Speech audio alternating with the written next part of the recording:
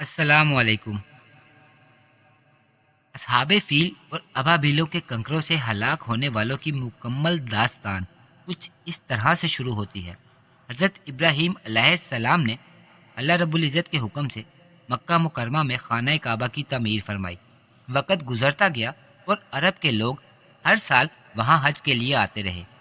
خانہ کعبہ کا انتظام عرب کے ایک قبیلہ قریش کے ہاتھ میں تھا، اس لیے دوسرے تمام قبائل قریش کو عزت و احترام کی نظر سے دیکھا کرتے تھے۔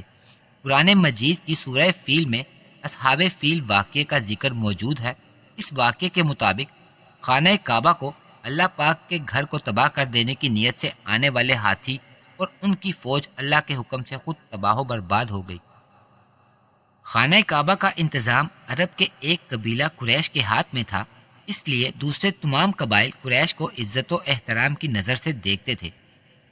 قرآن مجید کی سورہ فیل میں اصحاب فیل واقعے کا ذکر موجود ہے۔ یہ کہانی کیسے شروع ہوئی، کیا وجہ تھی، اس بات نے اس کو اس قدر غصہ دلا دیا کہ وہ عیسائی بادشاہ ابرہہ ہزاروں ہاتھیوں اور لاکھوں سپاہیوں کو لے کر خانہ کعبہ کو مٹا دینے کی نیت سے مکہ کی طرف آ گیا۔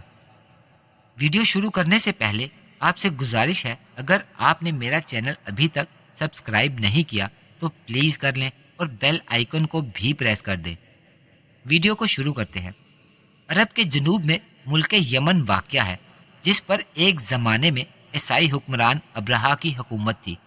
اس نے جب یہ دیکھا کہ لوگ جوک در جوک خانہ کعبہ کی زیارت کو آتے ہیں تو اس نے اپنے ملک میں خانہ کعبہ کے مقابلے میں ایک بہت بڑا کلیسا الکیس کے نام سے تعمیر کروایا اور اس کی سجاوٹ پر بے تحاشا رقم خرچ کی۔ اس نے اہل عرب کو دعوت دی کہ خانہ کعبہ کی بجائے اس کے بنائے گئے کلیسا میں حج اور طواف کریں، لیکن اس کو اپنے مقصد میں خاطر خواہ کامیابی حاصل نہ ہوئی۔ جب یہ خبر عرب میں مشہور ہوئی تو بنو کنانا میں سے ایک شخص اس کلیسا کو دیکھنے کے بہانے سے وہاں چلا گیا اور غصے میں آ کر کلیسا کی بے حرمتی کر ڈالی۔ اب وہ بے حرمتی کیا تھی، مختلف لوگوں کی مختلف رائے ہے۔ زیادہ تر کے خیال میں بنو کنانا کا وہ شخص کلیسا میں جگہ جگہ انسانی گندگی بکھیر آیا۔ بہرحال جو حرکت بھی اس شخص نے کی تھی وہ اس قدر بری تو ضرور تھی، جس کی وجہ سے ابرہہ اس قدر طیش میں آیا کہ آگ بگولا ہو گیا۔ اس نے قسم کھائی کہ خانہ کعبہ کی اینٹ سے اینٹ بجا دے گا۔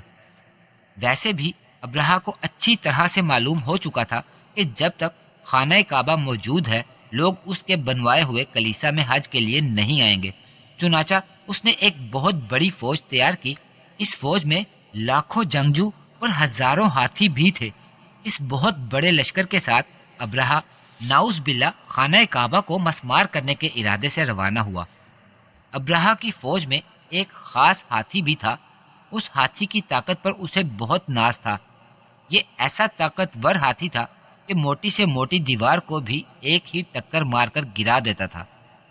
ابرہہ کی فوج نے مکہ مکرمہ پر چڑھائی کر دی اور لوٹ مار شروع کی۔ لوگوں کے جانور، اونٹ، گھوڑے سب پکڑ کر لے گئے۔ ان میں سے کچھ اونٹ حضرت عبد المطلب کے بھی تھے، جو اس وقت مکہ کے سردار بھی تھے۔ وہ ابرہہ کے پاس پہنچے، جو بڑی شان و شوکت سے اپنے خیمے میں بیٹھا تھا۔ ان کو دیکھ کر بولا، کیوں آئے ہو؟ عبد المطلب نے جواب دیا کہ تمہارے سپاہی میرے اونٹ پکڑ لائے ہیں، میں اس لیے آیا ہوں کہ میرے اونٹ واپس دلوا دیں۔ ابرہہ یہ سن کر بہت حیران ہوا اور بولا، تمہیں معلوم ہے میں تمہارے خانہ کعبہ کو ڈھانے کے ارادے سے یہاں آیا ہوں۔ تم مکے کے سردار ہو اور خانہ کعبہ کی حفاظت کی ذمہ داری بھی تمہاری ہے۔ پھر کتنی حیرانی کی بات ہے کہ تمہیں خانہ کعبہ کی تو فکر نہیں، اپنے اونٹوں کی فکر پڑی ہے۔ یہ سن کر حضرت عبد المطلب نے جواب دیا، خانہ کعبہ میرا نہیں، خدا کا گھر ہے۔ مجھے اونٹوں کی فکر اس لیے ہے کہ ان کا مالک میں ہوں۔ جو خانہ کعبہ کا مالک ہے وہ اس کی حفاظت بھی خود ہی کرے گا۔ ابرہہ تکبر سے ہنسنے لگا اور اپنے سپاہیوں کو عبد المطلب کے اونٹ واپس کرنے کا حکم دیا۔ عبد المطلب اپنے اونٹ لے کر واپس گھر آ گئے۔ ابرہہ کا لشکر بہت بڑا تھا اور اس کا مقابلہ کرنا مکے والوں کے بس کی بات نہیں تھی۔ وہ حیران تھے کہ کیا کریں اور کیا نہ کریں، لیکن جو بات عبد المطلب نے ابرہہ کے سامنے کہی تھی وہ پورے یقین سے کہی تھی۔ وہ جانتے تھے کہ خانہ کعبہ اللہ رب العزت کا گھر ہے، اور اللہ رب العزت اس کی حفاظت کی کوئی نہ کوئی صورت تو ضرور پیدا فرمائے گا۔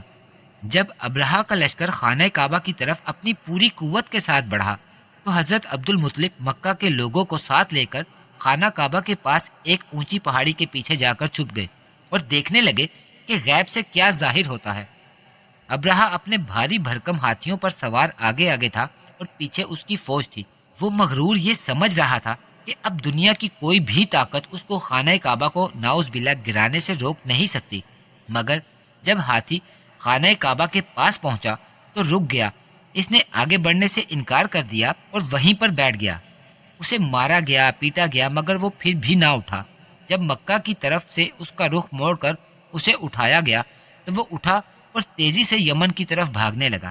غرض یہ کہ جب اس کا رخ مکہ مکرمہ کی طرف کرتے تو بیٹھ جاتا، اور جب کسی دوسری طرف کرتے تو وہ اٹھ کر بھاگنے لگتا۔ یوں معلوم ہوتا تھا کہ مکہ کی طرف رخ کرتے ہی زمین ہاتھی کے پیر پکڑ لیتی ہے۔ عین اسی وقت جب یہ لشکر مزدلفہ سے نکل کر وادی محسر میں داخل ہوا تو آسمان سے ابابیلوں کے جھنڈ دکھائی دیے۔ ان کی چونچ میں زہریلے اثرات رکھنے والی کنکریاں تھیں۔ ہر ابابیل نے 3 کنکریاں اٹھائی ہوئی تھیں، ایک کنکری چونچ میں اور ایک پنجے میں۔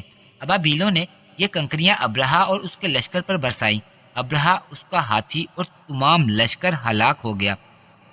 ابرہہ کو یہ کنکریاں لگی تو ہاتھی پر بیٹھے بیٹھے اس کی گردن لڑک گئی، بدن پھٹ گیا اور اس سے بدبودار خون بہنے لگا۔ اس طرح عبد المطلب کی بات سچ ثابت ہوئی کہ خانہ کعبہ اللہ کا گھر ہے اور وہی اس کی حفاظت فرمائے گا۔ یہ واقعہ اصحاب فیل کہلاتا ہے۔ اس کا ذکر قرآن مجید کی سورہ فیل میں بیان کیا گیا ہے۔ اصحاب فیل کا واقعہ مکہ میں رسول اللہ صلی اللہ علیہ وآلہ وسلم کی ولادت باسعادت سے 55 روز 55 ڈیز ارلی پیش آیا۔ یہ قریش کے درمیان آپ کے وجود گرامی کی برکت تھی کہ اللہ رب العزت نے بیت اللہ شریف کی حرمت قائم رکھنے کے لیے قریش کو باوجود بت پرست ہونے کے اہل کتاب عیسائیوں پر فتح دی۔ ایسا لگتا ہے جیسے یہ واقعہ اصحاب فیل سرکار دو عالم صلی اللہ علیہ وآلہ وسلم کی سراپا اعجاز نبوت کا پیش خیمہ تھا۔ دوستو، مجھے اجازت دیجیے۔ اللہ حافظ۔